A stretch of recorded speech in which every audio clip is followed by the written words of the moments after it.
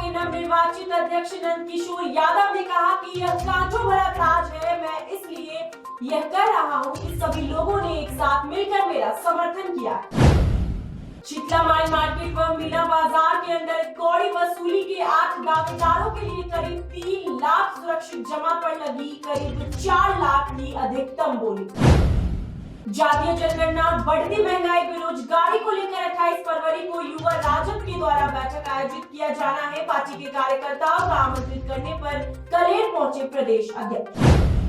राहुल गांधी इन दिनों भारत जोड़ो न्याय यात्रा पर है और आज इस क्रम में राहुल गांधी बिहार के औरंगाबाद पहुंचे। राहुल गांधी ने स्थानीय गांधी मैदान में आयोजित एक जनसभा को संबोधित किया।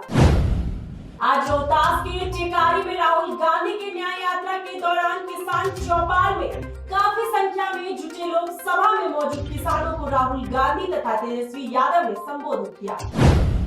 बिहार में सरकार जाने के बाद पहली बार लालू प्रसाद यादव पटना से बाहर निकले हैं और लालू प्रसाद यादव ने अपनी तरफ से लोकसभा चुनाव की तैयारी शुरू कर दी है। स्वागत है आपका हमारे खास कार्यक्रम बिहार न्यूज में। चलिए कुछ खास खबरों के साथ बुलेटिन की शुरुआत करते हैं। बिहार विधानसभा के नवनिर्वाचित अध्यक्ष नंद किशोर यादव ने कहा है कि यह कांटों भरा ताज है। मैं इसलिए भी कह रहा हूं कि सभी लोगों ने एक साथ मिलकर मेरा समर्थन किया है। मैं पूरी उम्मीद करता हूं कि सभी लोगों की आकांक्षाओं पर खड़ा उतरूंगा और सभी का समर्थन हमें मिलता रहेगा। हम बिल्कुल नियमावली के तहत सदन चलाते रहेंगे। उन्होंने आगे कहा कि लालू प्रसाद यादव, राबड़ी देवी सभी ने आकर हमें बधाई दी है। हमारी उम्मीद है कि हम सभी को एक साथ लेकर के चलेंगे। बिहार विधानसभा के सत्र कटरा क्षेत्र से चलना है। बेहतर कामकाज करना है तो सभी लोगों को समन्वय बनाकर रखना होगा। देखिए, मेरा लंबा अनुभव है विधायी कार्यों का। सरकार में मंत्री रहा, विधायक तो रहा ही, नेता प्रतिपक्ष रहा और अभी नई जिम्मेवारी मिली। तो अभी क्या कांटों का ताज है, लेकिन मुझे पूरा भरोसा है हम सबके सहयोग से बेहतर ढंग से सबका संचालन कर पाएंगे, सबको संतुष्ट भी कर पाएंगे। तो कितनी बड़ी जिम्मेदारी से मानते हैं आप? पर क्या कहेंगे अध्यक्ष जी, आपको सर्व स्वीकार्यता मिली है। देखिए, ये बड़ी जिम्मेवारी तो है ही, लेकिन ये हमारे लिए अवसर भी है कि ताकि हम निष्पक्षता से काम करके लोगों के दिल में अपनी जगह बना सकें। हाँ बिल्कुल, लालू जी भी आए थे, राबड़ी जी भी आई थी, माननीय मुख्यमंत्री जी आए थे, दोनों उप मुख्यमंत्री आए थे, सभी दलों के नेता आए थे। सब समझ चुनाव हुआ है, सबके प्रति मेरा बहुत बहुत आभार।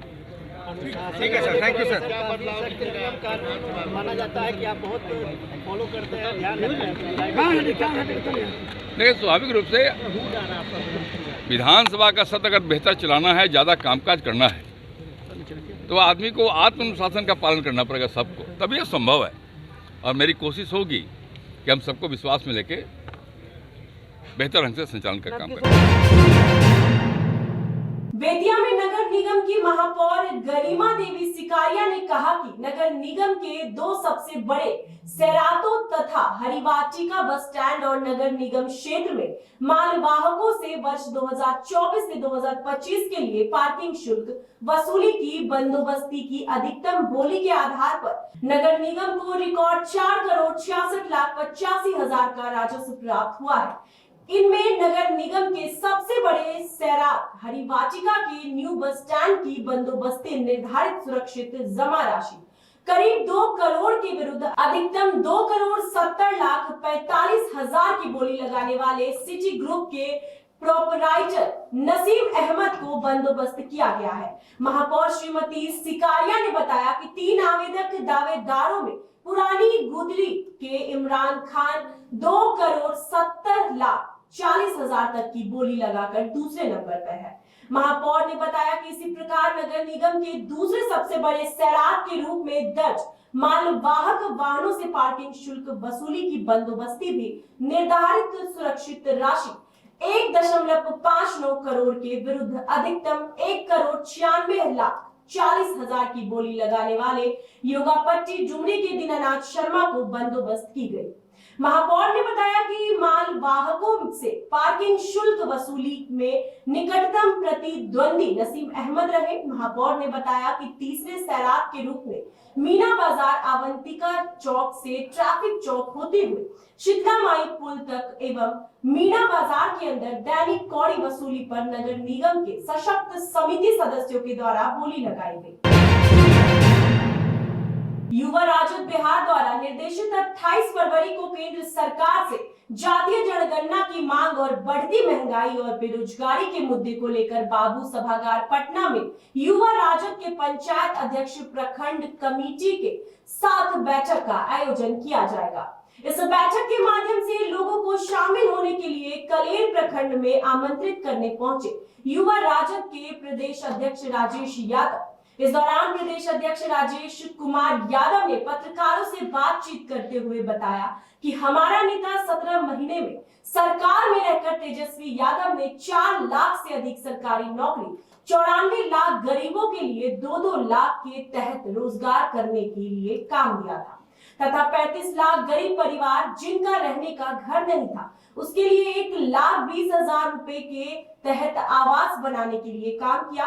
उन्होंने एनडीए सरकार पर हमला बोलते हुए कहा कि यही सरकार कहती थी कि हम लोग परमानेंट सरकारी नौकरी नहीं देंगे। जब हमारी 2020 में तेजस्वी यादव की सरकार बनी तो उन्होंने कहा था कि पहले कलम से पहले कैबिनेट में 10 लाख देने का काम करेंगे। गोपालगंज के सभा में नीतीश कुमार तेजस्वी यादव को गाली देते हुए कहा था कि इतना नौकरी कहां से ले आओगे। तेजस्वी यादव के द्वारा मात्र 17 महीना में 4 लाख से अधिक सरकारी नौकरी देने का काम किया गया है। ऐसे सरकार को चुनाव में उखाड़ कर फेंक देना चाहिए। युवा राजद प्रदेश अध्यक्ष राजेश यादव ने आगे बताया कि युवा राजद पार्टी की तरफ से जातीय जनगणना, बढ़ती महंगाई, बेरोजगारी सहित अन्य मुद्दे को लेकर 28 फरवरी को एक बैठक का आयोजन किया गया है, जिसमें उन्होंने पार्टी के कार्यकर्ताओं से अपील करते हुए कहा कि इस बैठक में आप लोग भारी संख्या में पहुंचे। इस मौके पर युवा राजद जिला अध्यक्ष प्रवीण यादव, कलेर प्रखंड अध्यक्ष छोटू खान, नूर आलम, मनीष रजक, डिम्पल यादव समेत सैकड़ों लोग मौजूद थे। सर, सरकार तो बोलती है कि जो टीचर वाला वैकेंसी लाए हैं वो तो नीतीश सरकार लाए हैं, इसमें तेजस्वी कोई हाथ नहीं है। इसके बारे में क्या कहना चाहते हैं? आपको मालूम होगा कि यही सरकार बोली थी कि हम चाह के भी परमानेंट नौकरी नहीं दे सकते थे। अब जब हम लोग के नेता तेजस्वी प्रसाद यादव जी ने 2020 के चुनाव में जब घोषणा की थी कि हम पहली सरकार बनेंगे और पहली कैबिनेट में 10 लाख सरकारी नौकरी देंगे, तो गोपालगंज के सभा में माननीय मुख्यमंत्री नीतीश कुमार जी ने गाली देते हुए तेजस्वी यादव जी को कहा था कि आप कहां से लाओगे पैसा, कहां से दोगे नौकरी, यह पब्लिक डोमेन में है। यह समझते हैं कि मुख्यमंत्री जी बेशर्म हैं, ऐसी बात कहते हैं। तो और बेशर्म क्या, उनको तो लाज हया कुछ है नहीं, और उनको बिहार की जनता से कोई मतलब नहीं है। ऐसा झूठा और मकार मुख्यमंत्री कोई नहीं हो सकता है कि जो गोपालगंज की सभा में गाली देता हो और अब कहता हो। आपको याद होगा जब सरकार हम लोग की बनी थी 9 अगस्त 2022 को, उसी मुख्यमंत्री से हमारे नेता ने 15 अगस्त को घोषणा कराया कि आने वाले दिनों में 10 लाख सरकारी नौकरी और 10 लाख रोजगार जो है महागठबंधन की सरकार देगी।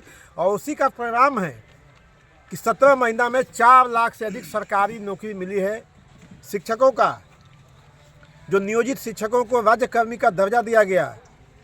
सुशील मोदी एनडीए सरकार में वित्त मंत्री हुआ करते थे, उप मुख्यमंत्री थे। उन्होंने कहा था कि भगवान भी अगर धरती पर आ जाएंगे तो इन नियोजित शिक्षकों को कोई भी राज्यकर्मी का दर्जा नहीं दे सकता है। लेकिन भगवान नहीं, तेजस्वी प्रसाद यादव जी ने यह काम कराने का काम किया कि नियोजित शिक्षकों को भी राज्यकर्मी का दर्जा दिलाने का काम हमारे नेता तेजस्वी प्रसाद यादव जी ने कराए हैं। लेकिन उनके हटने के बाद सरकार ने कहा कि जो 3 बार में दक्षता परीक्षा नहीं पास करेंगे उनको हटा दिया जाएगा। हमारे नेता तेजस्वी यादव जी ने आज भी फाइल पर साइन है कि राज्यकर्मी का दर्जा मिलेगा, लेकिन अगर कोई साथी दक्षता परीक्षा नहीं पास करते हैं तो वो नियोजित शिक्षक बने रहेंगे। यह हम लोग की सरकार का फैसला था और इसको नीतीश कुमार जी यह सरकार हटाना चाहती है। राष्ट्रीय जनता दल के रहते, तेजस्वी प्रसाद यादव जी के रहते शिक्षकों के हक से कोई हकमारी नहीं कर सकता है। आज हम आए हैं अरवल में युवा राष्ट्रीय जनता दल के साथियों के द्वारा पंचायत अध्यक्ष और प्रखंड अध्यक्षों की बैठक बापू सभागार पटना में 28 फरवरी को होने। राहुल गांधी इन दिनों भारत जोड़ो न्याय यात्रा पर है और आज इस क्रम में राहुल गांधी बिहार के औरंगाबाद पहुंचे। राहुल गांधी ने स्थानीय गांधी मैदान में आयोजित एक जनसभा को संबोधित किया और केंद्र सरकार पर निशाना साधते हुए कहा कि 21वीं सदी में आम आदमी पार्टी को न्याय नहीं मिल रहा है और इस वजह से कि लोगों को न्याय मिले और टुकड़ों में बंट रहे हिंदुस्तान को एकजुट करने और उन्हें जोड़ने को लेकर इस न्याय यात्रा की शुरुआत की है। राहुल गांधी ने आगे कहा कि इस देश को 90 अधिकारी चलाते हैं। सामान्य प्रशासन से लेकर आर्थिक बंटवारे तक का फैसला इन्हीं 90 अधिकारियों का होता है। ऐसे में समझा जा सकता है कि देश में कितनी विषमता है। उन्होंने जीएसटी पर भी जमकर तंज कसा, साथ ही जातीय जनगणना को सामाजिक एक्सरे करार दिया है। तो फायदा होता है और हमारे यहाँ 10-15 अरबपतियों को फायदा होता है और जो छोटे व्यापारी हैं, स्मॉल मीडियम बिजनेस वाले हैं, छोटे कारखाने चलाते हैं, उनके लिए क्या? उनके लिए जीएसटी, उनके लिए नोटबंदी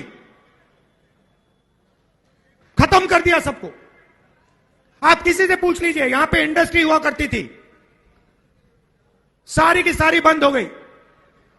बिहार के लोग बाकी प्रदेशों में जाके मजदूरी करते हैं, कॉन्ट्रैक्ट लेबर का काम करते हैं।